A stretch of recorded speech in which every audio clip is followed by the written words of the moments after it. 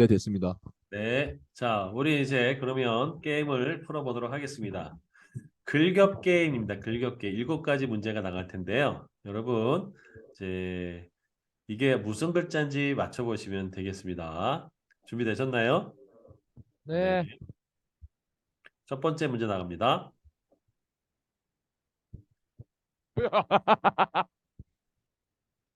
네. 자, 100점 없습니까? 100점? 자, 뒤로 갈수록 불리합니다. 뒤에 있는 자리가 있을수록. 자, 100점 없으면 80점 갑니다. 80점. 자, 네. 뒤에, 알잘 닦은 센. 오, 오, 누구예요, 대박. 누구? 이름이 뭔데? 그 아까 기도한 형제가 맞췄습니다. 와, 대박. 오, 이거 맞추네, 이거를. 자, 알잘딱깔센, 뭐, 모르시는 분도 계실 텐데, 뭐야, 이게 알아서 너무 잘, MZ 세대 문제입니다. 아, 그래. 예, 어쨌거나, 이거 맞출 줄 몰랐는데 맞히네. 야, 알겠습니다. 자, 한 분 80점 맞았습니다. 두 번째 문제 나가겠습니다. 자,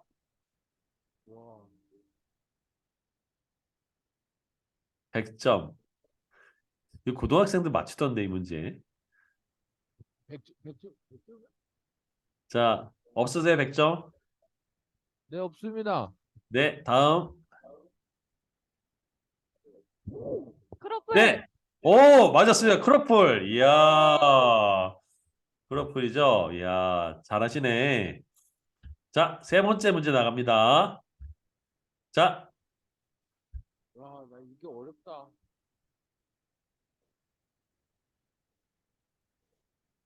없어요? 네. 자, 예성. 네. 자, 이름을 외쳐야지. 월드컵. 월드컵. 와, 네, 맞았어요. 월드컵. 와, 뭐야? 야, 대단하네. 그래도. 자, 네 번째 문제 나갑니다. 짠.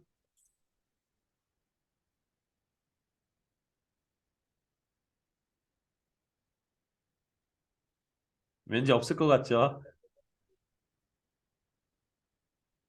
자, 80점. 네. 어. 뭐라고요?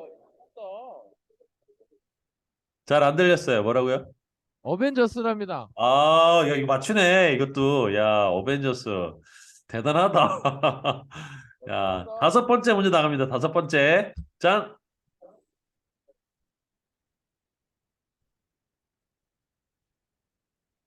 100점은 힘들 것 같죠? 예. 자, 네, 뒤에.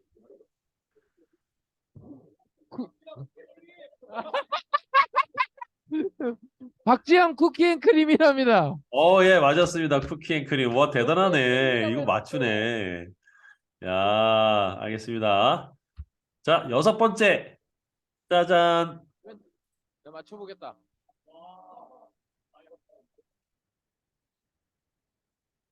맞히기 어렵죠? 넘어갈까요? 패스입니다. 예. 예, 진여성. 네. 위대한 유산? 땡, 틀렸습니다. 네. 유튜브 뒤에. 프리미엄. 오, 야, 누구예요? 진짜 대박인데? 우와. 이야. 와. 마지막 일곱 번째 문제입니다. 짠.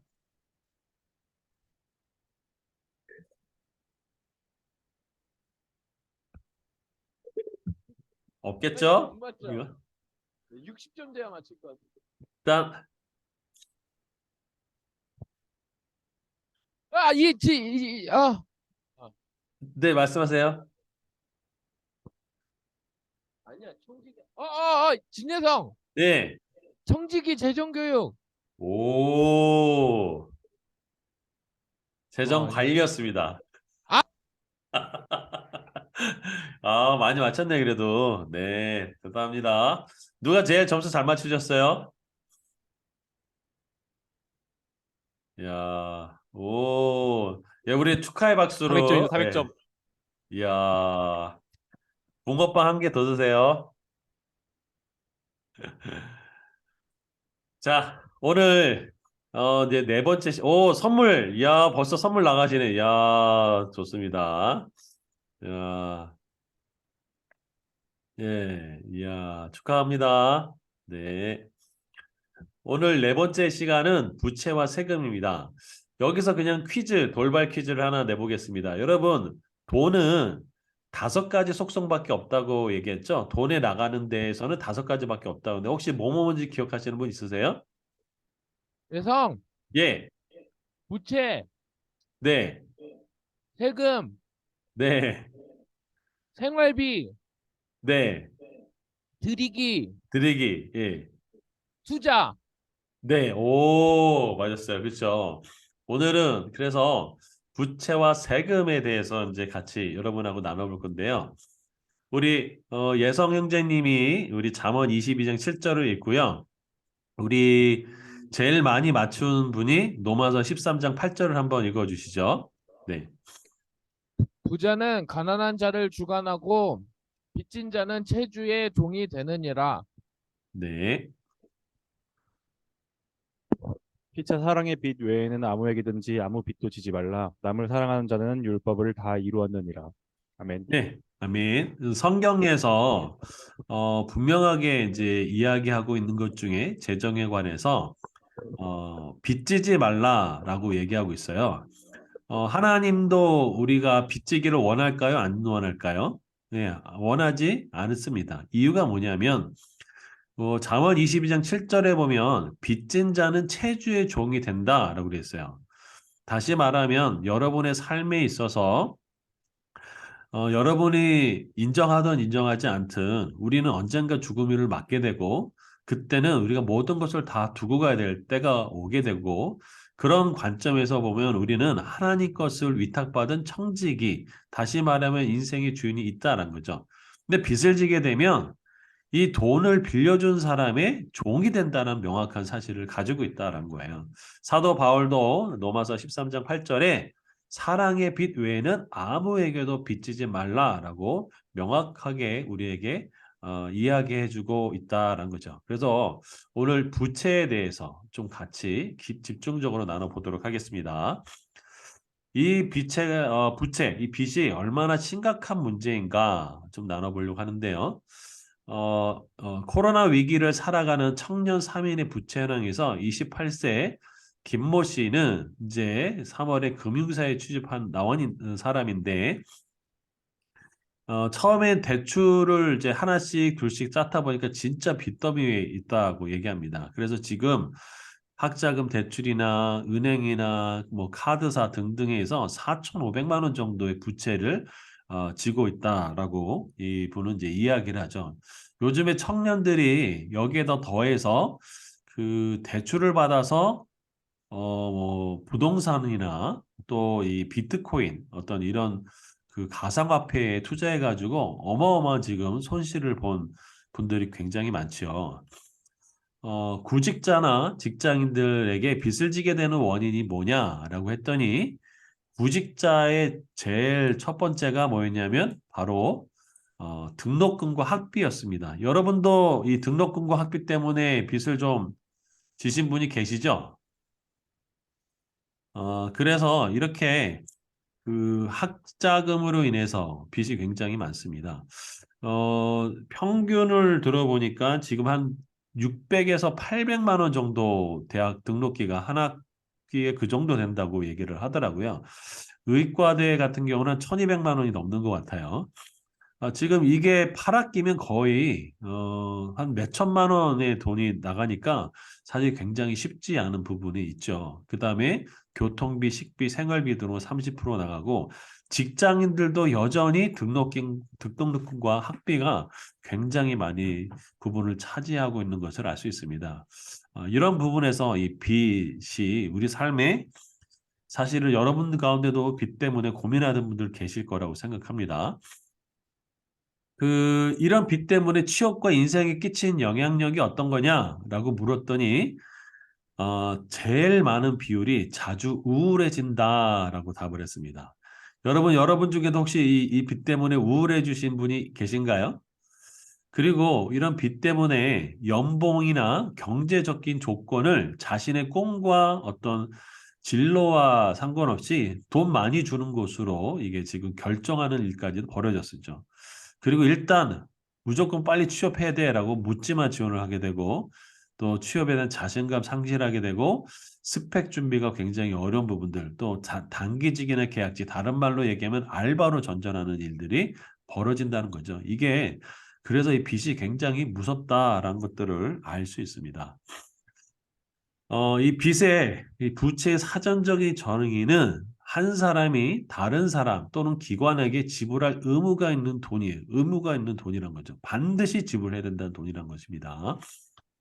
자, 그래서 이 부채는 스트레스, 정신적, 육체적, 감정적인 피로의 원인이 되기도 하고요. 우리의 창의적인 생각을 억압하고 또 관계를 해칠 수 있습니다. 그래서 이 빚을 다루는 것도 굉장히 중요한 문제 중에 하나인 것들을 알 수 있죠. 우리 아까 잠언 22장 7절에 보면 빚을 진다는 것은 채주의 종이 된다. 다시 말하면 노예가 되는 것을 의미합니다.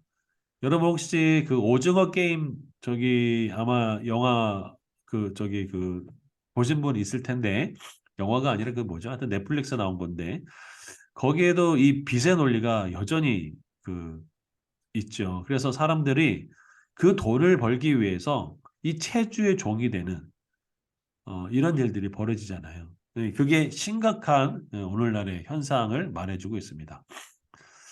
어, 그래서 빚을 진다는 것은 쉽게 말해서 내 인생의 주인을 그 채주, 돈을 빌려준 사람에게 어, 바꿔주는 것들을 의미합니다. 그래서 이 빚 때문에 내가 이러지도 못하고 저러지도 못하는 빚의 노예로 살게 되는 사람들이 굉장히 많이 있죠. 그것이 현실의 문제이기도 합니다. 자, 그러면 왜 빚을 지게 될까요? 했을 때 우리가 크게 네 가지 정도로 이제 알 수 있습니다. 첫 번째가 일단 수입보다 지출이 커지게 되면 반드시 빚을 지게 돼 있죠. 그렇죠? 여러분 과소비가 바로 빚을 지게 하는 대표적인 원인 중에 하나죠. 두 번째는 수입과 지출이 일시적으로 이렇게 지출이 많아질 때가 있죠. 예를 들어서 뭐 건강이 악화된다든가 어떤 뭐 비상 상황이라든가 할 때 이 재정적으로 저축한 금액이 없을 때나 또는 부족할 때에는 우리가 빚을 지게 될 수밖에 없는 부분이 생기게 됩니다. 그리고 과소비하게 되고 또 좌족함. 나는 더 많이 가지고 싶어, 더 많이 누리고 싶어 라고 할 때 자족함이 없어지는 부분이 많죠. 여러분 요즘에 자족하기가 쉬울까요? 어려울까요? 여러분 생각 어떠세요? 자족하기가 쉬우세요? 어려우세요? 이 정도면 충분해 라고 한 것들이 여러분 삶에 어떠십니까? 아무나 부분에 한번 따라서 다릅니다. 그러세요? 어, 여러분 그 주변에 안 부러우세요 혹시? 부러운 거 없으세요?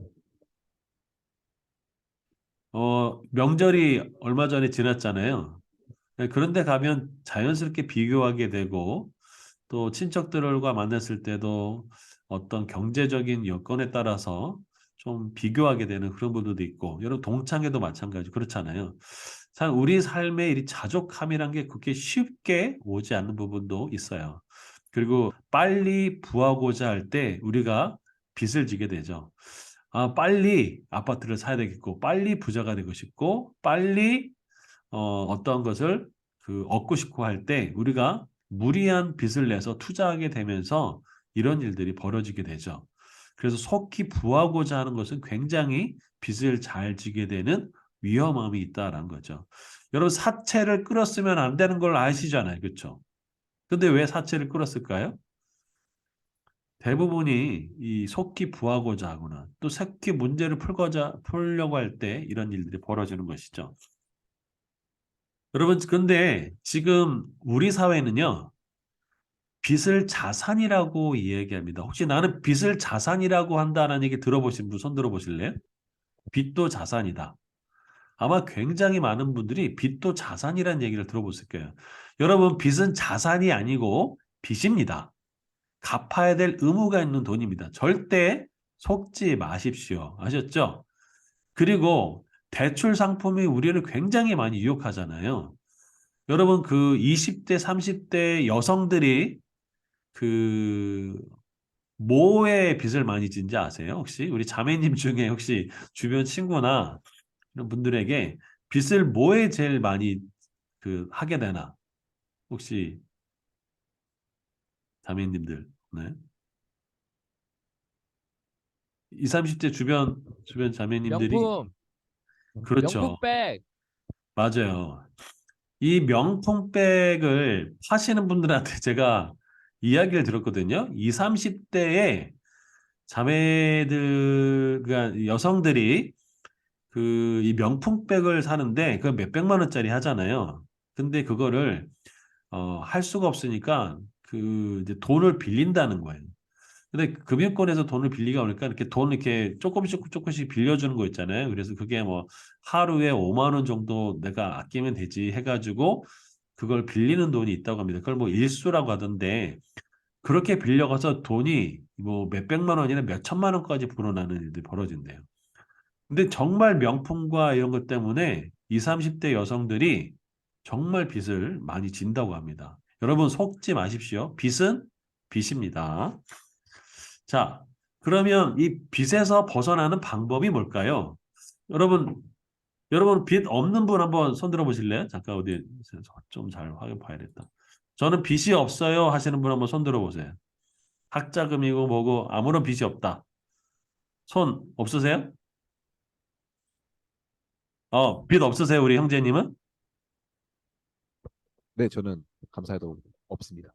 와, 왜 없으세요, 빚이? 어떻게 빚이 없으세요? 아, 예. 일단 부모님이랑 같이 살고 있고 네, 또 일하다 보니까 이렇게 뭐 소비를 할 시간도 거의 없고 네. 그다음에 뒤에서는 막 이렇게 우막 예. 그리고 감사하게도 학교 다닐 때 좀 장학금을 받아서 네네. 네, 아, 학자금 대출도 안 받고 학교를 다녔습니다. 네. 네, 훌륭합니다. 네. 앞으로도 그 빚 없게 생활하기 바랍니다. 아셨죠? 네.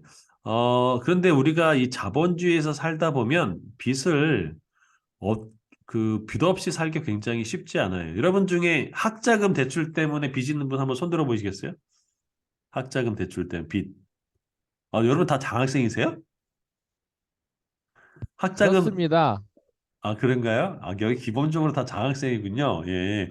학자금 빚은 다 갚으셨어요? 설마 학자금이 없는 건 아니겠어요? 예, 네. 하여튼, 우리가 이 빚이 있는데 그걸 빚을 어떻게 탈출하는가? 혹시 나만의 빚 탈출하는 방법이 있다. 한번 손 좀 얘기해 주실 분 있어요? 빚을 탈출하는 방법. 네. 우리 자매님 마이크 드셨는데. 마이크 잡은 거였어요? 네. 네. 빚을 탈출하는 방법 뭐가 있을까요? 생각나는 거. 일단은 네. 빚부터 월급이나 근로소득이나 부가소득 같은 데서 빚부터 갚고 생활비를 최대한 줄여봅니다. 네. 그렇군요. 또 그런 거 외에 뭐 더 특별하게 좀 구체적인 방법이 있다면.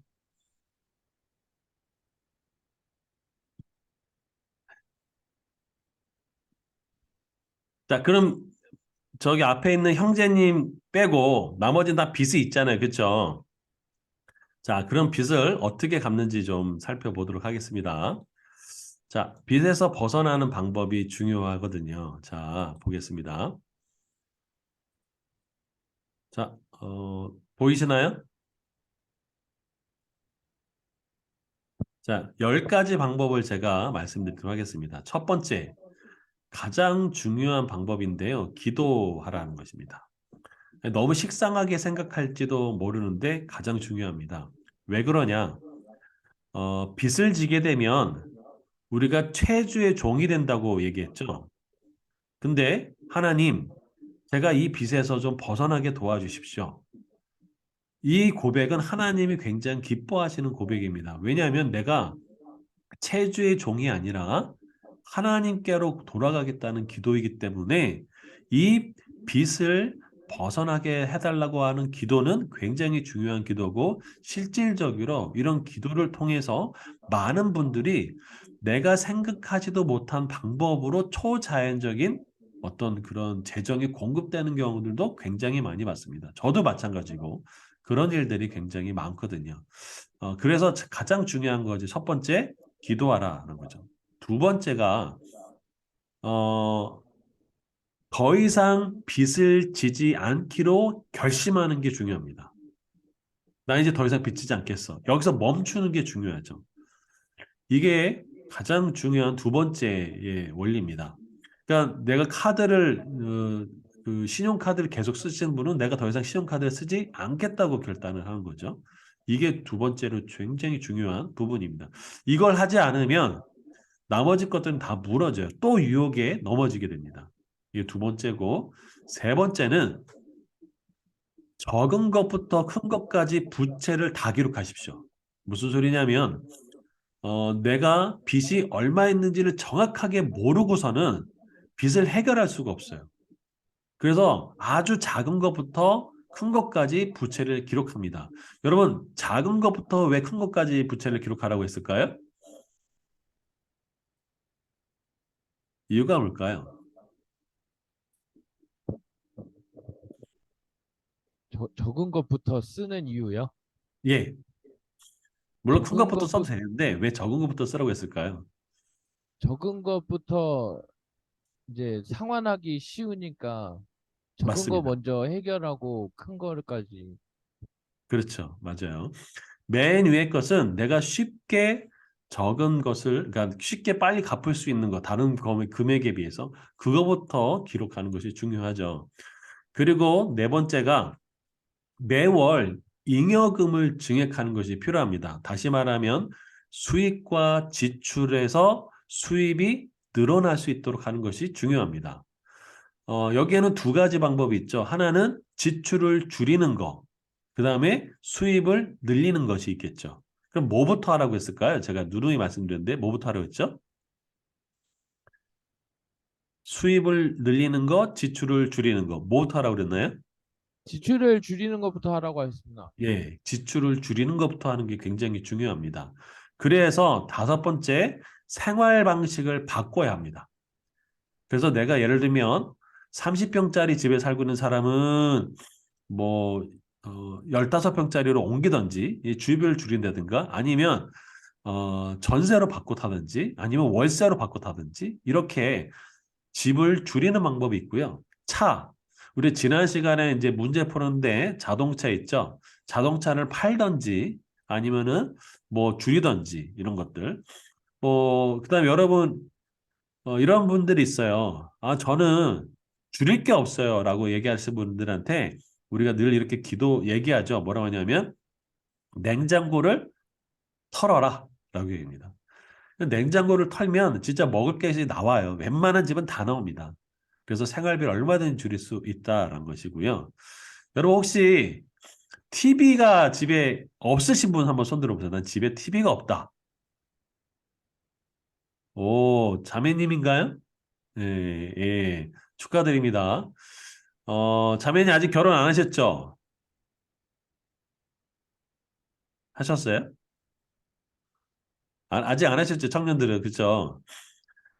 저는 결혼을 하시면 TV를 남편분과 상의해가지고 두지 않는 것을 추천해 드립니다. 예.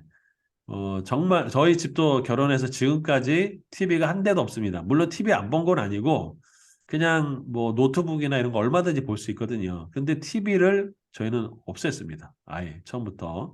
저는 그런 것들 추천해 드려요. 왜 그럴까요?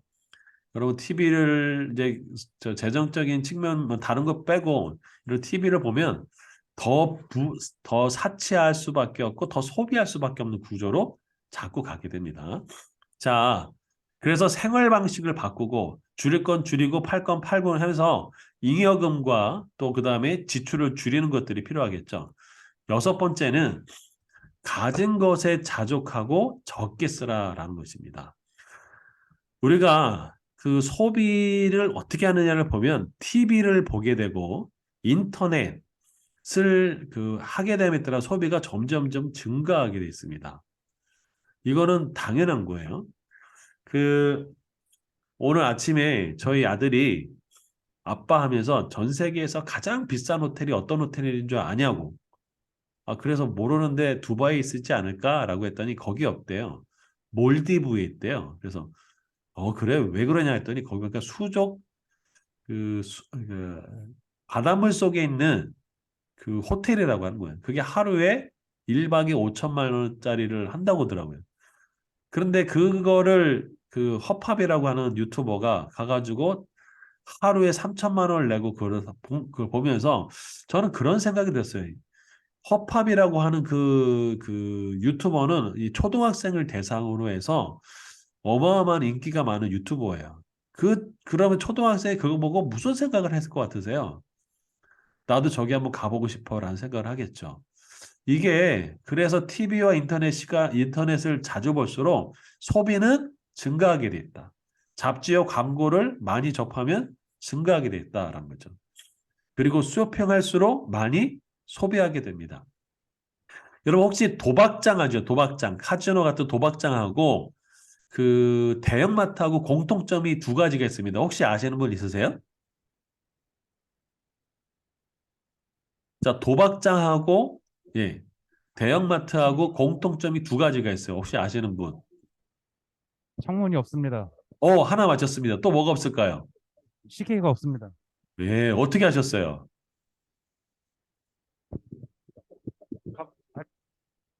가보셨어요?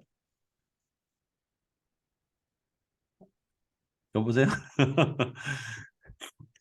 얼핏 그, 들었습니다. 네? 얼핏 들었습니다. 얼핏 들었어. 예. 제가 이 성경적 재정 교육을 하시는 분 중에 카지노를 들락날락 하신 분이 계셨어요. 옛날 직업이 그 카지노 딜러였어요. 근데 그분이 얘기하시더라고요.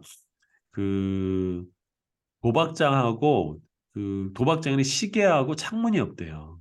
이 그래서 그 쇼핑을 많이 할 수밖에 없는 구조로 갑니다. 여러분 이마트나 이런 데 뭐 대형 백화점 이런 데 가면 그냥 사람들의 눈을 홀려가지고 사게끔 만드는 모든 노하우가 다 들어가 있습니다. 기업의 노하우가. 그래서 일반 마트보다는 대형 마트 갈 때 더 많이 소비하게 돼 있습니다. 그래서 저희는 대형 마트를 잘 가지 않고 일반에 있는 동네 마트를 잘 이용합니다. 이것도 필요한 거죠. 일곱 번째는요. 신용카드를 잘라버리라 라는 것입니다. 그럼 신용카드가 여러분 혹시 몇 개 있으세요? 자, 한 개 이상, 뭐 10개 미만, 보통 뭐 그렇게 했을 때 10개 이상 혹시 있으세요? 저 10개 이상도 봤는데 10개 이상 없으세요? 자, 여러분 혹시 난 신용카드를 자를 수 있다 하고 한번 손 들어 보시죠. 자를 수 있다. 자를 수 없다. 신용카드. 네, 우리 형제님 왜 자를 수 없으세요? 이 할부제도 좀 이용하는 부분들도 있어서 할부제도, 무이자 할부. 그렇습니다. 그 무이자 할부가 제가 저기서 설명드렸죠. 그게 무이자가 아니라고 얘기했었죠. 그렇죠? 예, 그런 혜택들이 있으니까 그것도 뭐 현명하게 쓸 수 있는 방법 중에 하나니까 포인트 때문에 또 혜택 때문에 신용카드 못 잘라버리신 분들 계시죠? 아마 있을 겁니다. 이따가 또 다루도록 하겠습니다. 요거 신용카드 부분은. 자, 그래서 빚에서 벗어나는 방법의 여덟 번째는요. 빚이 적은 순서부터 정리합니다. 그 스노우볼 이펙트라고 하는데 눈덩이 전략이라고 해서 작은 것부터 계속 빚을 갚아 나가는 것이 필요합니다. 여러분 빚에서 탈출해 본 적 있으세요? 혹시 빚을 탈출해 본 적? 나 학자금 다 갚았을 때 아니면 카드 대금 다 갚았을 때 혹시 그렇게 빚에서 탈출해 본 경험이 있다면 이게 얼마나 중요한지를 아시게 될 거예요. 그리고 좀 지혜롭게 이자율을 낮춘 것들이 필요합니다. 높은 이자에서 낮은 이자로. 여러분 정부에서는요. 이 가계가 그 가계 부채가 시한폭탄인 거 잘 알고 있어요. 그래서 그 빚이 높은 그런 사람들을 빚이 좀 낮은 걸로 이렇게 잠깐씩 열어주는 것들이 있어요. 여러분 그럴 때 빨리빨리 받고 타는 것도 필요합니다. 이해 되시죠? 그래서 여러분이 비교해 보면서 이자율이 몇 폰가 이런 것들을 계산할 필요가 있죠. 여러분 이자율을 어떻게 계산하세요? 몇 퍼센트라는 거. 계산하시는 분, 안 하시는 분. 자, 나는 이자율 같은 거 계산해 본 적이 있다. 어디서 계산하시나요, 혹시? 어떻게? 예, 알겠습니다. 예, 이따가 그럼 오늘 그 지난주에 그 자동차 관련해서 문제 풀어보면서 같이 다루도록 하겠습니다. 그래서 빚에서 가장 그 벗어나는 좋은 방법은 가능한 적게 빌리고 빨리 갚는 거. 이거 같이 한번 읽어볼까요? 시작. 가능한 적게 빌리고 빨리 빨리 갚는 갚는 거. 것. 이게 가장 좋은 방법입니다. 자, 여러분 신용카드를 자르지 못하는 이유는 크게 세 가지라고 보여집니다. 일단은 혹시 모를 만약이 있을 수 있기 때문에 신용카드를 자르지 못해요. 근데 가만히 따지고 보면 지출 계획이 없을 때가 더 많습니다. 내가 앞으로 이렇게 살아야 되는 지출 계획이 없을 때 미래에 대해서 두려워하기 때문에 신용카드를 자르지 못할 때가 많습니다. 세 번째는 카드 회사에서 주는 혜택 때문에 카드를 자르지 못하는 경우도 많이 봤습니다. 자, 혹시 여러분 중에 신용카드 있으시죠?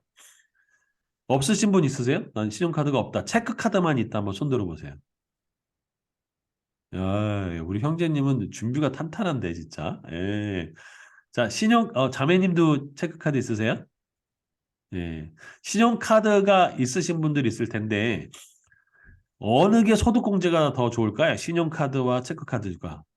세금을 더 환급받고 이런 게 어느 게 더 좋을까요? 혹시, 체크카드입니다. 얼마나 더 많이 받을 것 같으세요?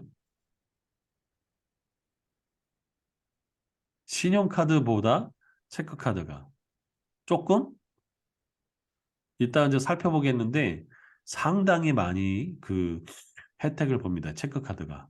그래서 체크카드로 쓰기를 권장해주고 있어요. 어디서 권장해주냐? 금감원에서도 권장해주고 있어요. 그래서 20, 30대 분들은 신용카드를 2개, 3개 갖고 있는 것보다 체크카드를 쓰는 것이 훨씬 더 낫습니다.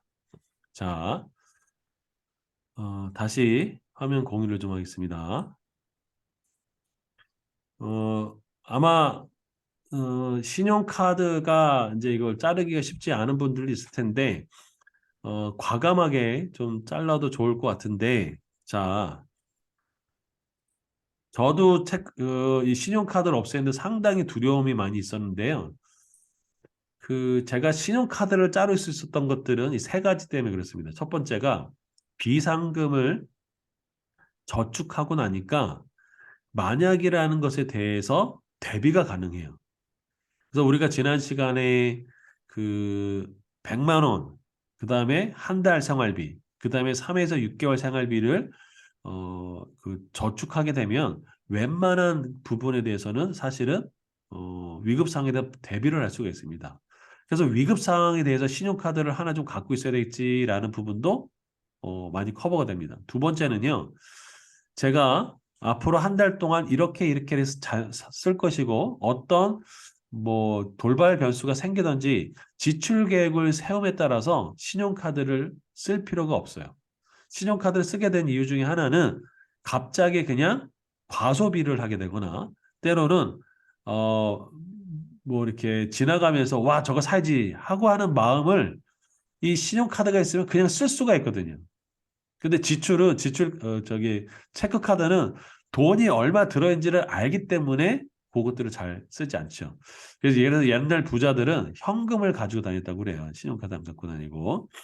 그 다음에 세 번째는 이 주는 혜택 때문에 이 신용카드를 못 자르는데, 여러분 혹시 왜 신용카드 회사가 이 혜택을 많이 줄까요?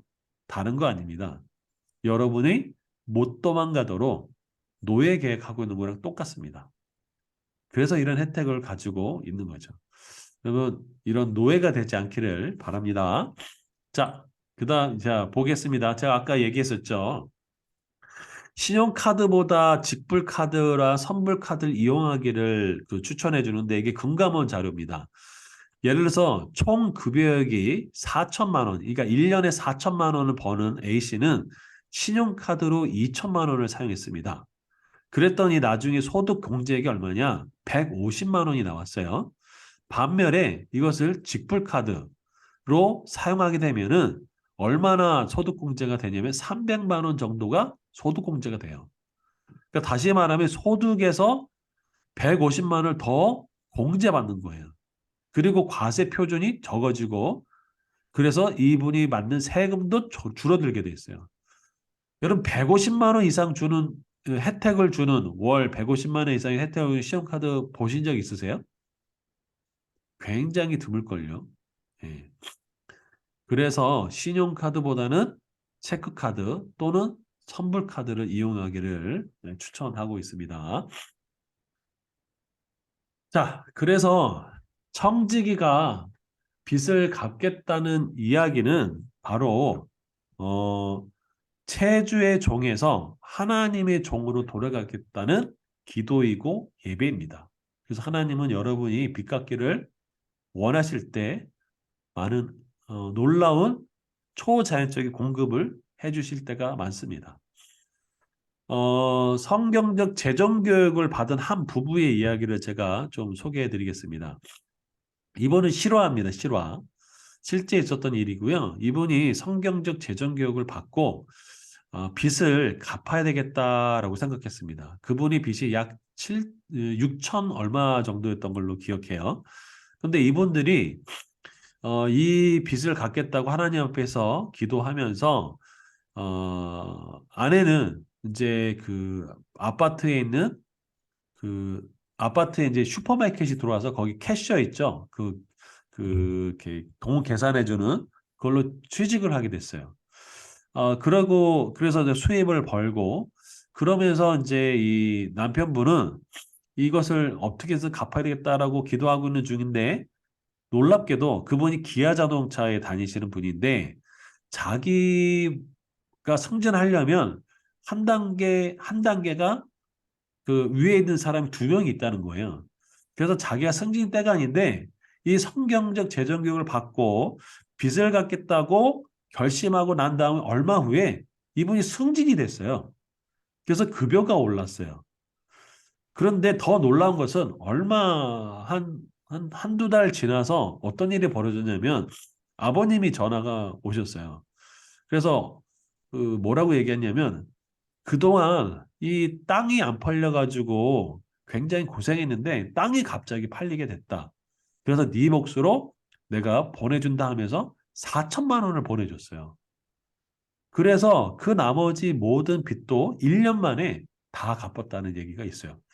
여러분 제가 빚을 갚는 거에 있어서 가장 중요한 첫 번째가 뭐라고 말씀드렸냐면 기도하라고 말씀드렸습니다. 여러분 이 빚은 우리를 올가매는 종입니다. 그리고 이 빚으로 인해서 많은 사람들이 실제로 억압받고 또 많은 스트레스를 경험하기도 합니다. 여러분 그런 부분에서 여러분 하나님께 기도할 때 하나님이 놀랍게 여러분의 재정을 건전하게 만드신다는 것이죠. 저도 지금은 저는 이제 다 빚이 없고 하나만 있습니다. 그 전세자금 대출 그거 하나밖에 없어요. 자동차도 다 빚을 다 갚았고 또 그다음에 했던 카드빚 뭐 이런 것도 싹 다 갚아가지고 이런 빚이 없다는 것이 얼마나 지금 감사한지 모르겠어요. 근데 제 주변에 실질적으로 이 제주에 이 빌라 또 무슨 투자범이 있을 때 6개 정도의 빌라를 소유하신 분이 있어요. 대출 받아가지고. 지금 어떨 것 같으세요? 지금 금리가 어마어마하게 올라가지고요. 살려달라고 합니다. 살려달라고. 여러분 그래서 정말 첫 번째 중요한 것은 하나님께 먼저 기도하셔서 그 빚부터를 해결하는 은혜가 있기를 정말 간절히 축복합니다. 하지만 이제 반대로 돈을 빌려도 될 때가 있겠죠.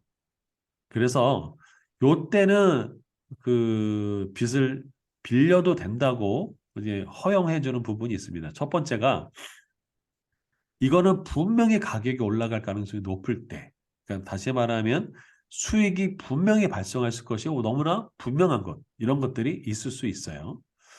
그리고 구매 품목이 빌린 돈의 가치보다 높을 때, 예를 들면 그림 같은 거 있잖아요. 그런 것들이 100만 원짜리인데 이것이 나중에 뭐 1000만 원, 2000만 원 될 수 있는 어떤 그런 것들이 있겠죠. 그런 거. 그 다음에 네 번째가 과도한 부채 과도하게 부담을 줄 정도는 아닐 때. 다섯 번째는 반드시 결혼하게 되면 배우자와 합의하는 것. 이것이 필요합니다. 여러분, 그런데 그럼에도 불구하고 가장 중요한 원리는 같이 한번 더 읽어보겠습니다. 시작. 가능한 가능한 적게 적게 빌리고 빌리고 빨리 빨리 갚는 갚는 거. 건 이게 제일 중요합니다. 신용카드도 마찬가지고 그래서 빨리빨리 갚아가는 것들이 필요하죠. 자, 그리고 여러분 혹시 보증 쓰신 분이 있을지 모르는데 여러분 보증은 지금 제1금융권에서는 보증이 없습니다. 그런데 여전히 보증은 존재합니다. 그래서 제2금융권 이하는 아직도 보증 제도가 있어요. 그래서 잠언 22장 26절에 보면 너는 사랑과 더불어 손을 잡지 말며 남의 빚에 보증을 서지 말라라고 명확하게 얘기해 줍니다. 여러분 그래서 사실 이 보증은 모르는 사람이 보증 서달라고 하지는 않죠. 여러분 가까운 주변 친척 그런 사람들이 보증을 서달라고 하는데 여러분 절대 보증은 서지 않으시기를 바랍니다. 아셨죠? 마지막으로 이제 세금 문제가 있는데 우리 마태복음 22장 17절 우리 아까 형제님 두 분이 한번 읽어주시겠습니까? 아까 읽었던 분 한번 읽어주시죠. 그러면 당신의 생각에는 어떠한지 우리에게 이르소서. 가이사에게 세금을 바치는 것이 옳으니까 옳지 아니하니까 아니. 예, 다른 형제님. 이르되 가이사의 것이니이다. 이에 이르시되 그런즉 가이사의 것은 가이사에게 하나님의 것은 하나님께 바치라 하시니. 예, 세금 문제가 사실은 여러분의 피부에 와닿지 않을 수도 있습니다. 그런데 여러분이 점점 나이가 먹고 여러분 재산이 관리하게 많아지게 되면 세금 문제가 반드시 이제 있습니다. 그래서 일단은 세금은 당연히 내는 것으로 생각하십시오. 이 세금 안 내려고 하는 분들도 꽤 있는데 세금은 당연히 내는 거다. 그리스도인으로서 당연한 의무다라고 생각하시고 하지만 합법적인 방법을 통해서 절세하는 것은 필요하다라는 거죠. 예를 들어서 여러분이 결혼하게 되면 뭐 남편 명의든 아내 명의든 한 명으로 하면 나오는 세금보다 부부가 같이 명의를 했을 때는 세금 부담이 줄어듭니다. 이런 것도 있고 또 기부를 할 때 세금이 좀 줄어들고 또 뭐 직원들을 고용할 때 세금이 감면되는 등등의 어떤 그런 아주 합법적인 정부에서 권장하는 그런 방법이 있어요. 그래서 이런 것들을 이용하는 것들이 필요하죠. 그리고 연말 정산 및 13월의 급여를 활용하라는 얘기가 있는데 바로 연말정산에 관한 얘기죠. 그래서 여러분 홈택스 아마 다 아실 거예요. 웬만해서는. 거기에 보면 연말정산 활용하는 방법이 있어요. 그래서 이 연말정산을 통해서 그 세금을 환급받는 또 그래서 돈을 세이브하는 그런 부분들도 여러분이 상당한 액수가 됩니다. 이게 잘 모이면. 그리고 나 이게 잘 모르겠다. 연말정산 모르시는 분도 있겠죠. 그러면 요즘에 혹시 3.3 혹시 아세요? 플랫폼? 예, 이것은 이렇게 뭐 연말정산을 할 시간이 없고 잘 모르시는 분들한테 약간의 수수료를 띄고 이것을 다 대행해주는 이 기관이 생겼어요. 그래서 저도 이용해 봤는데 괜찮더라고요. 이게 뭐 사기가 아니고 그렇더라고요. 이게 나중에 이제 조금 시간이 걸려도 그 돈이 환급받게 됐더라고요. 이런 부분도 활용하시면 좋을 것 같고요. 이렇게 됐습니다. 그래서 우리가 지난 시간에 혹시 저축과 투자 부분을 이제 좀 풀어봤는데 혹시 풀어보셨나요? 예, 못 푸신 분들이 있나요? 혹시 한번 지난 시간에 못 푸신 분도 한번 잠깐 빨리 풀어보시죠. 한 잠깐 1, 2분 정도 시간을 드릴 테니까 예, 여러분에게 시간 드리겠습니다. 그래서 이 부분들이 이제 아마 답을 좀 같이 풀어봐야 될 것 같은 생각이 들어서 나누려고 합니다.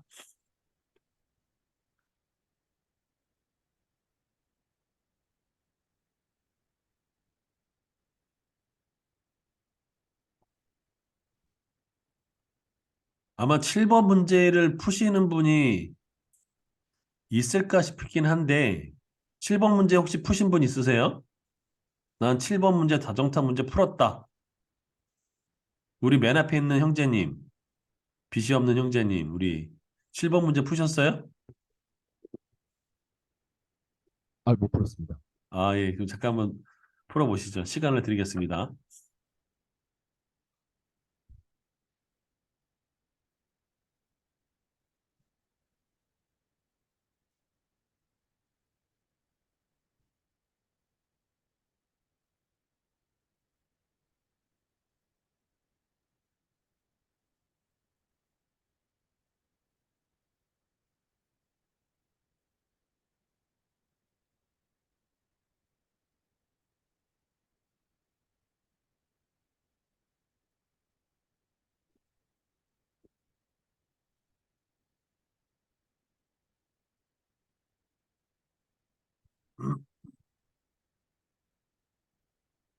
다음 주에도 제가 문제를 내드릴 텐데요. 다음 주 문제는 부채와 세금, 그리고 생활학에 관한 문제를 내드리고, 그 문제풀이는 그 다음 주에 제가 이제 올라가서 직접 또 문제풀이들을 하도록 하겠습니다.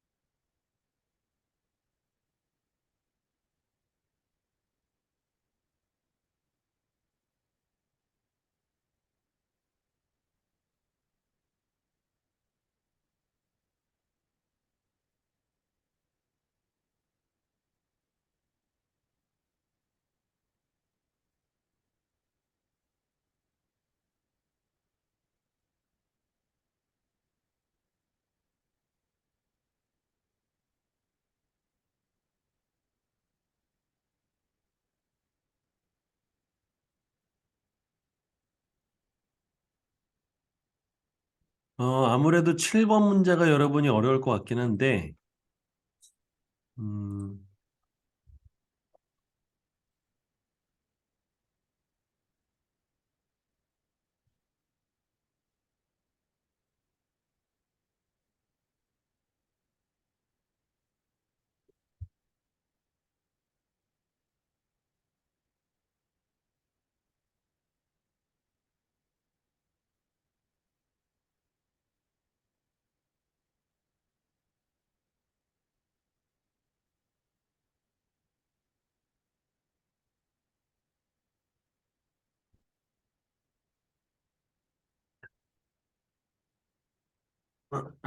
일단 같이 한번 풀어보도록 하죠. 네. 네. 어, 자, 첫 번째입니다. 제가 이제 그 지난주에 말씀드렸죠. 자산에는 세 가지 종류가 있다고. 어떤 것이 있었죠? 네. 우리가 뭐 동산, 부동산, 뭐 화폐, 뭐 이런 것들은 다 물질 자산이죠. 하지만 그 청지기 그에게는 세 가지 자산인데 하나는 물질 자산, 그다음에 진리 자산, 그리고 사람들과 관계하는 관계 자산이 있다고 말씀드렸죠. 이렇게 세 가지가 있죠. 자, 두 번째. 자, 다음의 내용 중 투자를 가장 잘한 순서대로 1위부터 4위까지 순서를 기록해 보세요. 라고 했는데 혹시 이거 좀 얘기해 주신 우리 아까 맨 앞에 빚이 없는 우리 형제님. 네. 네. 어떻게 투자를 잘할까요? 1번은 뭡니까? 제일 잘하는 투자는. 일단 한 내용이기 때문에 네. 이랩돈을 예수님께 헌금한 내용이 1순위가 될 것 같습니다. 예.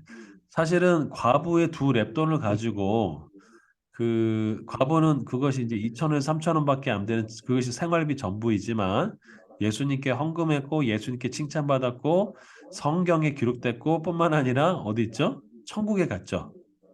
그러니까 과부의 두 랩돈은 가장 잘한 투자겠죠. 그렇죠? 예. 두 번째는요. 두 번째는 아무래도 고정적으로 계속 금리를 주는 적금에 가입을 해서 적금한 내용이 2순위가 될 것 같습니다. 네. 세 번째는 세 번째는 10년간 매월 10만 원씩 비교적 작은 비용으로 구입한 내용이 될 것 같습니다. 네. 네 번째는요.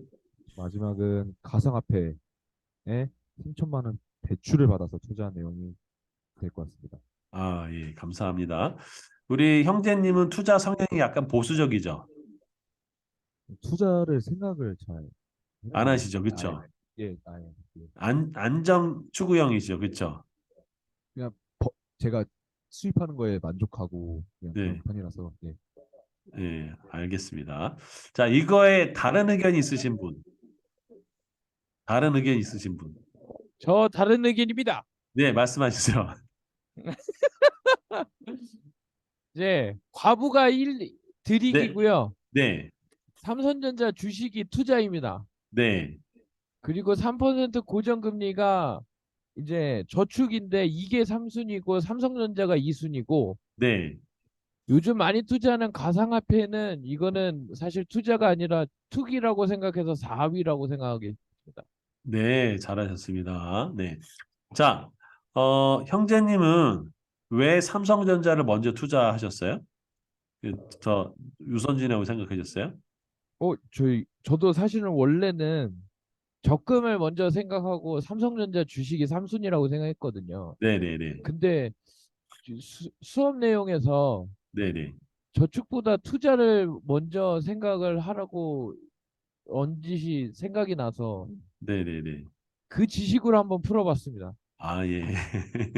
네, 잘하셨습니다. 아마 이 부분이 헷갈리실 거라 생각해요. 요렇게 볼 수 있습니다. 과부 삼성 3% 대출, 3% 삼성 대출 이렇게 할 수 있어요. 둘 다.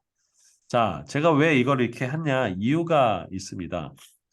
자, 3%의 고정금리를 주는 정기적금을 10년 동안 하는데 여기에는 뭐가 빠졌을까요? 여러분, 인플레이션을 감안하면은 어느 게 나을까요?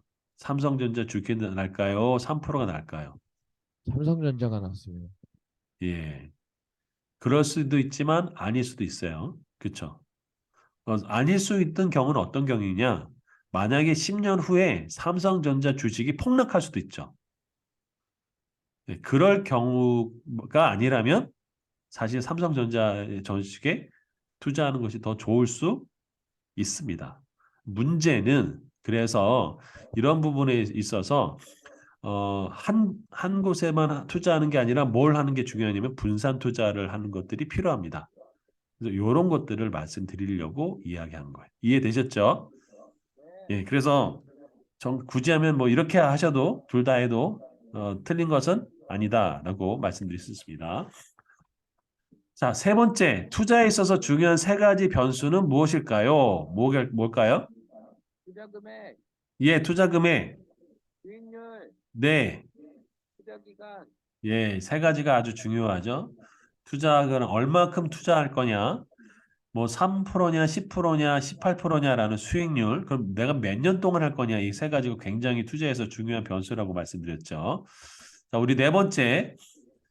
자, 사회생활을 시작하여 월급을 받게 되면 적은금에도 꾸준히 저축하여 땡땡땡을 모으는 것이 필요합니다. 땡땡땡을 모든이 아니고 모은 사람과 그렇지 못한 사람은 결혼이나 주택 자금 마련, 노후 대비해서 큰 차이가 납니다. 자, 뭘까요? 땡땡땡은? 비상금, 비자금, 종잣돈이랍니다. 아, 예, 종잣돈입니다. 종잣돈. 오, 예, 비상금이 아니라 종잣돈이죠. 자, 사회 초년기의 소득은 몇 프로 이상을 원칙한다는 것을 가지고 저축을 먼저 한다면 지출하는 것이 필요합니다. 보통 몇 프로를 권장할까요? 40%, 땡. 50%. 예, 50%를 권장합니다, 여러분. 여러분 나이대. 자, 다섯 번째, 보험에 관한 문제인데요. 여러분 아마 보험 문제가 굉장히 있을 텐데 위험에 대비하기 위해서 어떤 보험에 가입하는 것이 좋을까요? 여러분 보험 있죠? 네, 예. 자, 보험은 가입 후 중도 해약 시 돌려받을 수 있는 금액이 내가 부은 납입한 보험료보다 적거나 아예 없을 수가 있습니다. 그래서 사회초년생 같은 경우는 소득이 적고 향후 결혼자금이나 주택자금도 목돈 마련을 해야 되므로 고액의 종신보험이나 변액보험, 바꿔지는 보험보다는 적은 보험료로 가입이 가능한 실손보험이나 정기보험, 상해보험, 질병보험 등 무슨 보험을 우선으로 가입하는 것이 좋겠습니까? 무슨 보험일까요? 보장성 보험입니다. 예, 보장성 보험이죠. 예. 자, 여섯 번째, 결혼 여부를 떠나서 주택 마련은 사회 초년기 주요 재무 목표입니다. 주택을 마련하는 가장 좋은 방법은 신규 분양되는 아파트에 장청되는 것입니다. 이를 위해서는 땡땡땡땡땡에 가입하는 것이 좋습니다. 뭘까요? 주택청약 종합저축입니다. 예, 맞습니다. 주택청약 종합저축을 가입하는 것이 좋습니다. 자, 일곱 번째 문제 풀어보겠습니다. 혹시 이거 푸신 분? 다 푸신 분 없으세요? 자, 그럼 보도록 하겠습니다. 자, 한 청년이 그 2천만 원짜리 자동차를 500만 원 그 종잣돈을 주고 1,500만 원을 대출받아서 구입하면 다음의 것들을 월별로 비용을 부담해야 됩니다. 자, 1,500만 원을 대출받았죠? 그랬더니 대출금으로 연간 5% 정도의 이자 부담이 있습니다. 이거 실제로 5% 정도 돼요. 자, 그러면 비용이 얼마 정도 나올까요? 75만 원이요. 월 75만 원이요? 연간. 연간 75만 원. 예. 또 다른 분. 두 번째 비용 문제 보겠습니다. 10년간 자동차를 이용했어요. 이 사람이 타고 새 차를 구입하면 내가 지금 2천만 원짜리 자동차가 중고 가격이 200만 원이래요. 그럼 1,800만 원이 지금 줄어든 거잖아요. 그러면 감가상각비로 1년마다 얼마씩이 들어가냐면 180만 원이 줄어든 거죠. 1,800만 원이 줄어들었으니까. 그러면 180만 원에 해당하는 비용이 발생되겠죠. 그렇죠? 자, 그러면 요거 1번. 자, 1,500만 원을 그 대출을 받았으니까 이자가 0.05%니까 연간 75만 원이 되죠.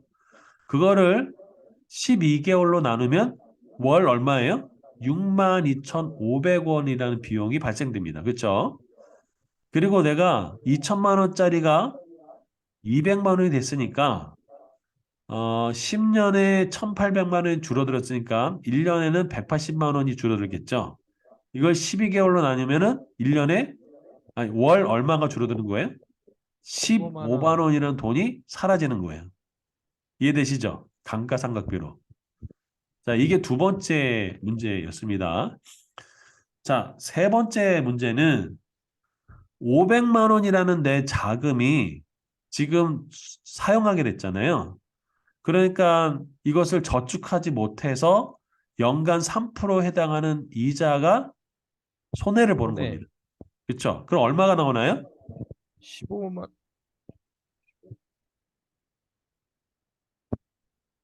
얼마 나오죠? 월 얼마가 나오나요? 이거는 계산 비용 일반하고 똑같죠? 얼마가 나오죠?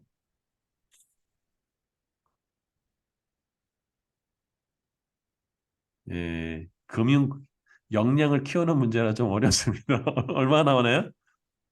야, 똑같이 나옵니다. 이렇게 12,000원. 12,500원이 나오죠? 그렇죠? 자, 그러면 주유비, 보험료, 세금, 뭐 관리비, 주차비 뭐 이런 등등으로 월 30만 원 정도의 그 관리비가 나가요. 그러면 2천만 원짜리 자동차를 구매함으로 인해서 발생되는 총 월 부담객이 얼마일까요? 다 합치면 되겠죠. 얼마죠? 37만 5천? 37만 5천 원이요? 자, 비용 1, 62,500원. 비용이 이거 매년이 아니고 매월 15만 원 더 해야 돼. 15만 원 더 해야 되죠. 감가상각비로. 52만 5천 원? 얼마요? 52만 5천 원입니까? 예, 52만 5천 원이 발생됩니다. 예. 맞추신 분 52만 5천 원 맞추신 분 없으세요? 자, 그러면 이 52만 5천 원을 3%의 이자 복리로 10년간 투자하면 10년 후에는 얼마가 될까요? 2억. 2억이요? 와, 땡, 틀렸습니다. 어떻게 계산해서 2억이 나오셨어요?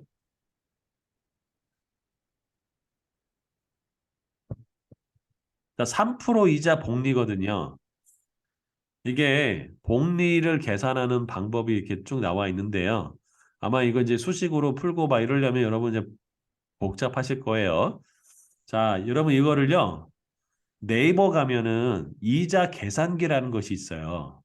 그걸 보면 금방 계산할 수 있습니다. 보겠습니다.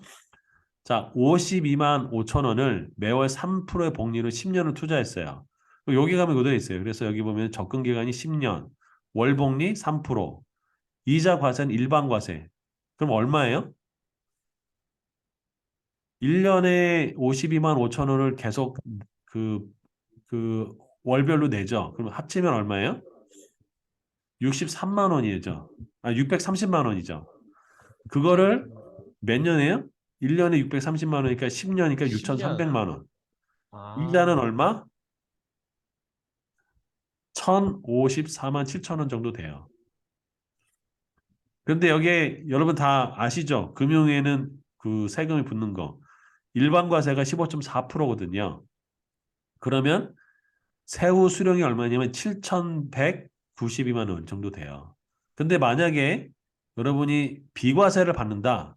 그럼 7,300만 원 정도의 것들을 받습니다. 받을 수 있어요. 그러니까 여러분 10년 정도로 2천만 원짜리 타고 그거 탐으로서 10년에 얼마 까먹는 거는 알 수 있죠. 7,300만 원 정도를 없어지는 거예요. 자동차가 비용이 굉장히 많이 나간다고 아시겠죠? 그렇죠? 자, 그래서 이제 질문 바뀌는데요. 여러분 혹시 미니 쿠퍼라고 하는 자동차 아세요? 미니 쿠퍼?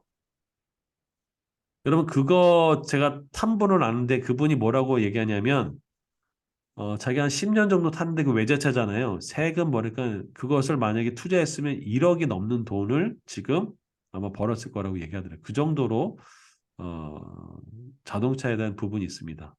혹시 질문 있으면 질문 좀 나눠 주십시오. 네, 질문. 예. 혹시 아까 자매님 지금 뭐 질문 하시겠다고.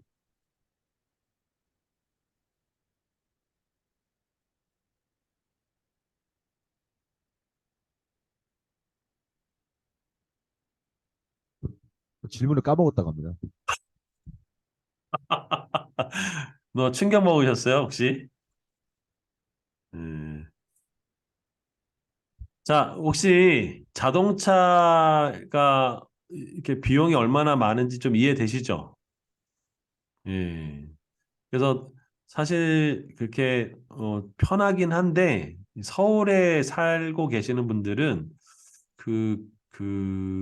대중교통이 워낙에 발달해서 자동차 구입보다는 그냥 그 대중교통 이용하는 것이 더 효과적이다. 라고 추천드리고요. 또 하나는 그 외제차를 사는 것보다 국내차를 사는 게 더 낫고 또 전기차를 사는 것이 훨씬 더 그 주유비나 이런 것들을 굉장히 요즘 들어서 많이 더 아낄 수 있죠. 네, 그렇게 말씀드릴 수 있을 것 같습니다. 혹시 또 질문 더 있으세요? 어, 다음 주에는요. 저희가 이제 라이프 스타일, 우리가 어떻게 생활할 것인가에 대한 부분들을 강의하게 될 거고요. 그 다음 주에는 제가 이제 올라가서 가장 중요한 청지기의 원리에 대해서 여러분과 같이 좀 나눌 보려고 합니다. 자, 혹시 그래서 오늘 부채와 세금에 대해서 배웠는데요. 그거와 다음 주 생활하기를 해서 같이 이제 문제를 내드리고 그 다음 주에 또 이렇게 같이 풀어보는 시간을 갖도록 하겠습니다. 혹시 오늘 문제에 대해서 아니면 또 부채와 세금 또 다른 궁금한 것들이 있으면 좀 나눠주시면 좋을 것 같습니다. 혹시 있으세요? 사실 여러분에게 좀 부채와 세금이 조금은 안 와닿을 수도 있긴 합니다만 그래도 예, 알아는 굉장히 필요하니까 예. 혹시 네, 형제님 말씀하세요. 손든 게 그냥 손을 올린 거군요. 네, 아, 저 질문이 있습니다. 네 말씀하시죠. 그 주택 청약 종합저축을 들라고 하셨었잖아요. 아, 예, 예, 예. 근데 이 부분이 이제 당첨이 되고 나서 청약에 당첨이 되고 나서 이제 들어가는 것도 네, 네. 이제 사실상은 또 부채를 지게 되는 경우잖아요. 그렇죠. 이제 요즘에는 청약 서울권의 아파트가 청약이 단촌되면 막 기본적으로 이제 내야 되는 것들이 한 4억, 5억 이렇게 되는데 네, 네, 네. 이런 부분에서도 이제 지금 현 시대에서 청약 저축에 당첨이 돼서 들어가는 것도 사실상 맞는 형국인지가 조금 궁금합니다. 예, 좋은 질문인데요. 그 참 주택 청약 그 저축에 대해서 제가 이게 분석한 칼럼을 하나 봤는데 그게 2%인가 밖에 그 금리가 안 쳐져요. 그럼 거기다가 몇 천만 원 넣을 수도 없잖아요. 그죠? 어. 그래서 적정한 주택 청약 부금의 그 액수를 그분이 산정했는데 600만 원 정도라고 얘기하더라고요. 그래서 저 주택 청약 부금에 이제 600만 원. 아마 여러분 신문 검색하면은 그분 나올 거예요. 그래서 600만 원 이상은 주택 청약 부금을 저축하지 말아라라고도 얘기했고 또 그리고 여러분 앞으로 인구가 지금 줄어들죠. 그래서 그리고 지금 부동산은 앞으로 향후 몇 년 동안은 더 떨어질 겁니다. 예.